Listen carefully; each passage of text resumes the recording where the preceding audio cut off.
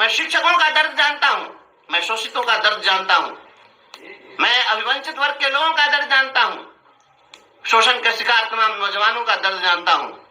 इसलिए आपके दर्द पर मरहम लगाने का काम मैं ही कर सकता हूं।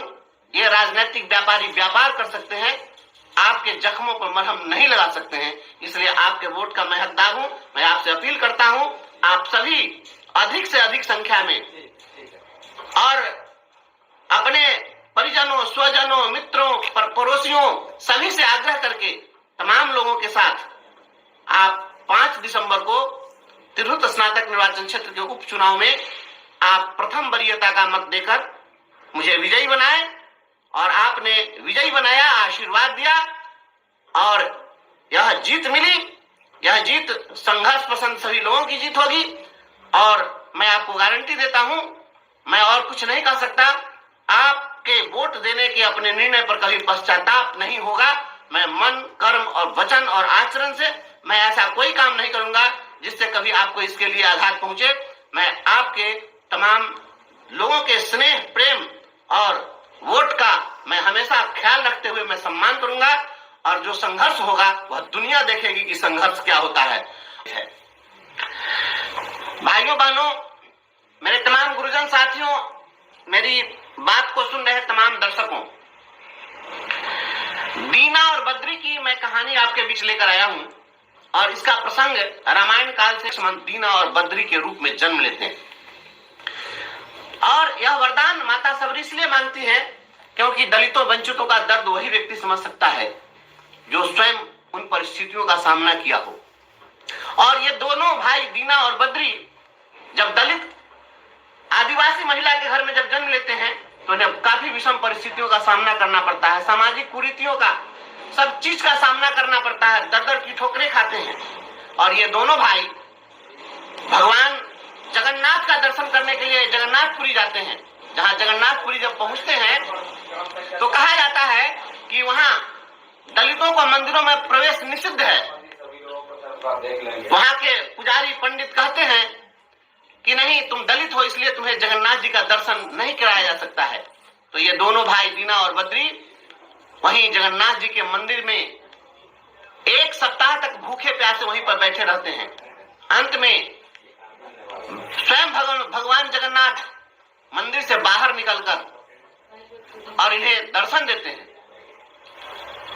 वहां ऐसा कहा जाता है कि जब दर्शन भगवान नहीं देते हैं तो दीना और बद्री जगन्नाथ जी के मंदिर के पिलर को पकड़कर हिलाते हैं और पिलर हिल जाता है और तब जगन्नाथ जी बाहर निकलकर इनको दर्शन देते हैं। बंधुओं, मेरे साथियों, मेरे भाइयों बहनों, तमाम गुरुजन साथियों, बुद्धिजीवी साथियों, मैं आपसे यही कहना चाहता हूं कि कोई राम और लक्ष्मण बनकर, भले ही वह मर्यादा पुरुषोत्तम है, भले ही वह साक्षात नारायण है, हम उनको नमन करते हैं, लेकिन नारायण होकर के भी वह एक दलित और आदिवासी का, पिछड़े दलित जो शोषण के शिकार हैं, जो सताए गए लोग हैं, वंचित हैं, शोषित हैं, पीड़ित हैं, ऐसे लोगों का दर्द वह नहीं समझ सकते हैं। इसलिए हे तमाम हमारे गुरुजन साथियों, बुद्धिजीवी साथियों, अभिभावकों, शुभचिंतकों, स्नेहीजनों, मैं आपसे यही कहना चाहता हूं, मैं बिल्कुल सामान्य परिवार में जन्म लिया। हम फूस के घर में भी रात बिताए हैं। हम फूस के घर में रहते थे, हमारा घर पहले फूस का था। बरसात के दिनों में छप्पर से जब पानी चूता था तो बर्तन में उस पानी को इकट्ठा भी करने का दर्द हम जानते हैं। ईंट जोड़ करके बने हुए घर में मैं रहा हूं, मैं उसी में पला हूं। आज पक्का का घर है, उस पक्के के घर में मैं रह रहा हूं। हम खेत में जब खेती किसानी होती थी तो अपने खेत में किसानों जब लोग काम करते थे वहां पर, तो वहां पर खेत में भी खाना लेकर के वहां पहुंचाने का हम काम किए हैं। दोपहर में पानी भी लेकर के जाने का काम किए हैं। हम मिट्टी से जुड़े हुए लोग हैं। और अगर हम बहुत सामान्य परिवार के नहीं होते तो हम शिक्षा मित्र की नौकरी क्यों करते? और जब हम शिक्षा मित्र की नौकरी किए हैं तो हम सारा दंश जानते हैं, हम एक एक चीज का कष्ट जानते हैं।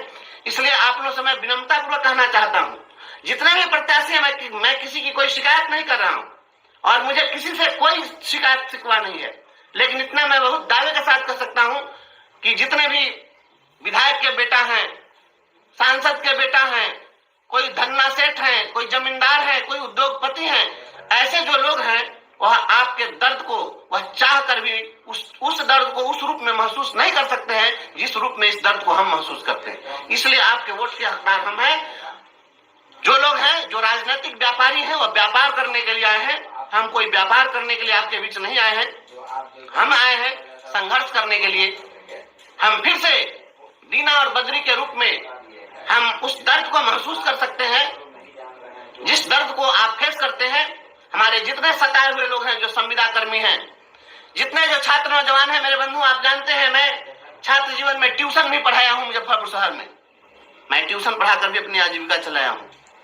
हम तमाम विपरीत परिस्थितियों का हमने सामना किया है। मैं छात्रों का दर्द जानता